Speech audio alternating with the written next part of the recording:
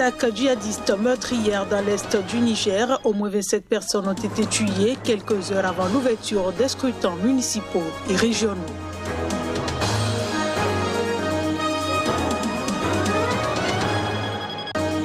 Conflit au Tigré, le Premier ministre soudanais en visite en Éthiopie évoque une prochaine réunion régionale de l'IGAD pour une sortie de crise.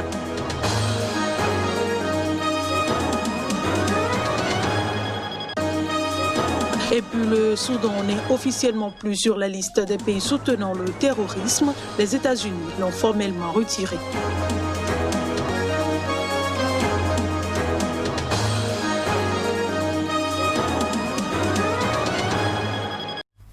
Voilà pour le sommaire de cette édition. Bienvenue à toutes et à tous.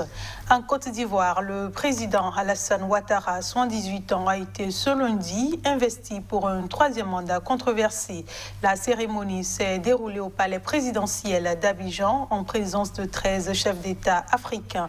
Parmi les invités de marque, l'ancien président français Nicolas Sarkozy, qui avait soutenu Ouattara lors de la crise post-électorale de 2010-2011.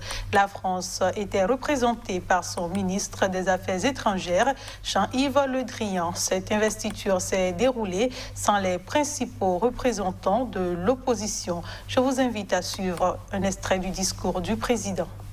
Devant le peuple souverain de Côte d'Ivoire, je jure solennellement et sur l'honneur de respecter et de défendre fidèlement la Constitution, d'incarner l'unité nationale, d'assurer la continuité de l'État et de défendre son intégrité territoriale, de protéger les droits et libertés des citoyens, de remplir consciencieusement les devoirs de ma charge dans l'intérêt supérieur de la nation. Que le peuple me retire sa confiance et que je subisse la rigueur des lois si je trahis mon serment. Je le disais en titre, au Niger, au moins 27 personnes ont été tuées dans le sud-est du pays dans une attaque attribuée aux djihadistes de Boko Haram, quelques heures avant l'ouverture des scrutins municipaux et régionaux. Cette attaque est survenue au moment des élections municipales et régionales dans le pays et à 2 semaines de la présidentielle du 27 décembre prochain. Selon un responsable local, il y a officiellement eu 27 morts, des blessés et quelques disparus dans cette attaque attribuée à Boko Haram. Quelques 7,4 millions de Nigériens étaient appelés à élire leurs conseillers municipaux et régionaux dans les 266 communes du pays pour ce double scrutin repoussé à plusieurs reprises depuis 2016. Les bureaux ont fermé en fin de journée et le vote s'est bien déroulé dans l'ensemble du pays selon la Commission électorale nationale qui a commencé à centraliser dimanche soir à Niamey les résultats. De nombreux électeurs vivant dans des zones affectées par les djihadistes qui frappent depuis 2015 l'ouest et le sud-est du pays n'ont pas pu être enregistrés selon la Commission électorale nationale indépendante CENI. Le vote n'a pu se tenir à Toumour en raison de l'attaque. Les assaillants, environ 70, sont arrivés à Toumour vers 18h45 heure locale à pied après avoir traversé à la nage les eaux du lac Tchad et ont sévi pendant 3 heures, indique un responsable du département de Bosso. Ils ont d'abord attaqué la résidence du chef traditionnel qui a pu leur échapper in extremis. Près d'1 millier de maisons avaient été incendiées ainsi que le marché central de la ville. Un élu local qui a évoqué une barbarie inouïe a souligné que le village avait été détruit à 60%.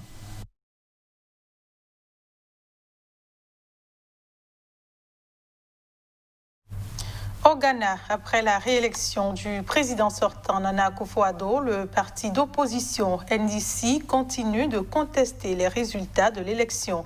Il a présenté ses propres résultats de la présidentielle. Au lendemain de l'annonce de la victoire de son rival, le président sortant Nana Akufo-Addo, le candidat de l'opposition John Mahama a qualifié de frauduleux les résultats officiels communiqués par la commission électorale. Il a promis de prendre toutes les mesures légitimes pour inverser cette injustice. Et c'est dans cette optique que son parti, le NDC, a donné ce dimanche Une conférence de presse censée exposer les erreurs de la commission électorale.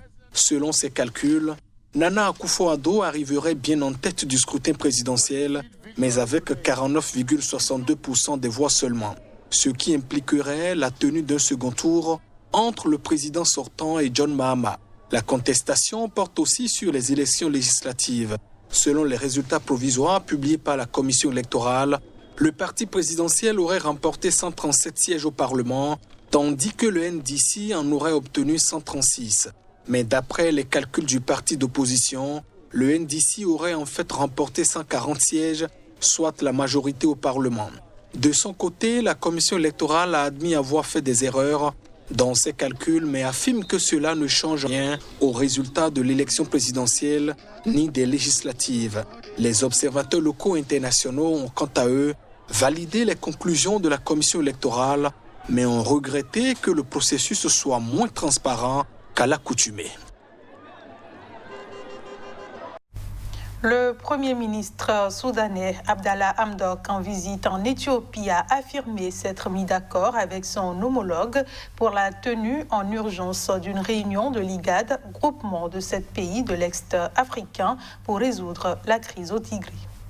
Un communiqué du bureau du Premier ministre soudanais indique que la visite de Abdallah Hamdok a permis des négociations fructueuses et il a été convenu de tenir une réunion urgente de l'IGAD après un entretien dimanche entre le Premier ministre soudanais et son homologue éthiopien Abiy Ahmed. Aucune confirmation n'a été donnée pour le moment à Addis Abeba. L'autorité intergouvernementale pour le développement, IGAD, est un groupement régional créé le 21 mars 1996, associant 7 pays est-africains, Djibouti, Éthiopie, Kenya, Somalie, Soudan, Soudan du Sud et Ouganda. Abiy Ahmed a affirmé dimanche sur Twitter qu'il s'était rendu à Mekele pour la première fois depuis que les forces fédérales en ont pris le contrôle. Il a rejeté les informations faisant état de la persistance d'affrontements dans la région comme des fusillades sporadiques. Les médias d'État ont annoncé dimanche que l'administration provisoire mise en place par Addis Abeba au Tigré avait ordonné aux fonctionnaires de reprendre le travail lundi et demandé la réouverture des commerces.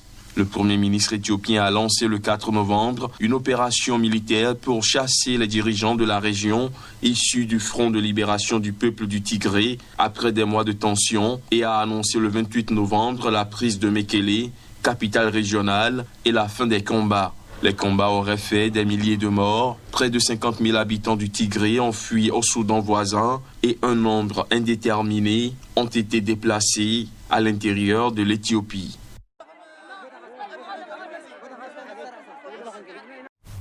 Ce journal se poursuit. Le bureau spécial de l'ONU en Guinée-Bissau a marqué vendredi la fin de ses 21 années d'activité dans ce pays instable d'Afrique de l'Ouest. Ce alors que le sort d'un ex-premier ministre réfugié depuis 8 mois dans ses locaux n'a pas encore été réglé. Le Conseil de sécurité de l'ONU avait décidé fin février que le mandat du Bureau intégré des Nations Unies pour la consolidation de la paix en Guinée-Bissau, entamé en 1999, s'achèverait le 31 décembre de cette année. Dans les faits, le Bureau a marqué la fin de ses activités lors d'une cérémonie. Vendredi, cet office avait été créé après la guerre civile qui, de juin 1998 à mai 1999, avait opposé des militaires mutins à des forces loyales au président João Bernardo Vieira Dinino, finalement renversé par l'armée. Dorénavant, l'ONU mettra l'accent sur le développement économique et social de cette ancienne colonie portugaise, fragilisée par les trafics en tout genre et une grande instabilité politique. La paix n'est jamais un acquis parfait. Il est fondamental que l'ONU et les partenaires continuent d'appuyer la Guinée-Bissau dans les réformes et les changements nécessaires pour une paix durable, a déclaré la représentante du secrétaire général des Nations Unies à Bissau, Rosine Coulibaly. Coulibaly a qualifié de sensible la situation de l'ancien Premier ministre Aristide Gomes, réfugié dans les locaux du Bureau intégré des Nations Unies pour la consolidation de la paix en Guinée-Bissau depuis avril.